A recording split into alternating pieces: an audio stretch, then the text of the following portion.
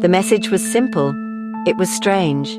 Nia Evans posted it online just before midnight. The ginkgo tree knows. No one understood what it meant. Her friends thought it was just Nia being Nia. Mysterious, a little different. They messaged her, called her, but she didn't answer. The next morning, a scream shattered the silence. A first-year student found Nia lying still on the auditorium stage.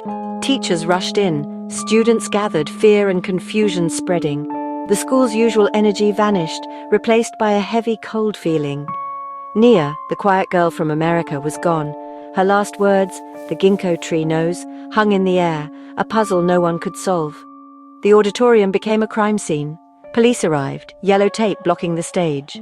Students were sent to class, but no one could focus. They whispered, "What happened to Nia? What did she mean about the ginkgo tree?" The day had barely begun, but everything had changed. The school's symbol, the ginkgo tree, suddenly felt ominous. Nia's final message was the start of a mystery that would haunt Sehwa Girls High. Sehwa Girls High was usually lively. Laughter, music, dreams. Today, silence filled the halls. Students walked slowly, whispering, eyes wide with fear. Teachers tried to teach, but their voices were shaky, distracted. The school felt like it was holding its breath, grieving. Outside, the old ginkgo tree stood alone, its golden leaves untouched. No one sat beneath it. Nia's last words had turned the beloved tree into a symbol of dread. The lunch bell rang, but the cafeteria was quiet. Many students skipped lunch, too sad or scared to eat. Those who went sat in small, silent groups, picking at their food. The tragedy had wounded the school. Healing would be slow. The silence was a sign. Nothing would be the same again. The ginkgo tree, once a place of comfort, now seemed to hide secrets. The school's heart was broken, and everyone felt it. Two detectives arrived, Im, the patient veteran, and Kang, the ambitious newcomer. Im's eyes missed nothing. Kang was eager, already flipping open his notebook. They entered the gym, now a police command center. Forensic teams worked quietly. Im absorbed the atmosphere, sensing the school's sadness. Kang went straight to the facts, asking the lead forensic officer for details. He studied photos of Nia on the stage, already building a timeline. Im wanted to understand Nia's story. Kang focused on the evidence. Their different styles would shape the investigation. The detectives knew this was no ordinary case. The school's secrets were waiting to be uncovered. The hunt for the truth had begun, and the ginkgo tree was at the center of it all.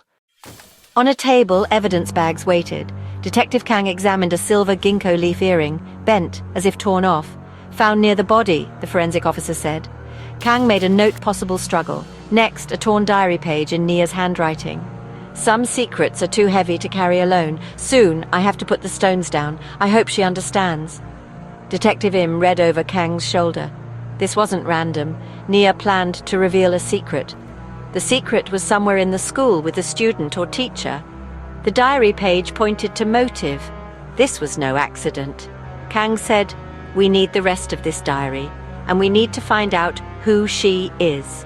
The answer was in Nia's relationships.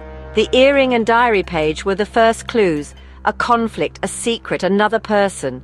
The detectives now had a direction. The investigation was no longer blind. It was a hunt for truth. The ginkgo tree, the earring, the diary, all connected. The real story was just beginning. Vice Principal Yu sat stiffly behind his desk, more worried about the school's reputation than Nia. Nia was a model student, he insisted. No trouble, no problems? Detective Im pressed. Did Nia have close friends? Any conflicts?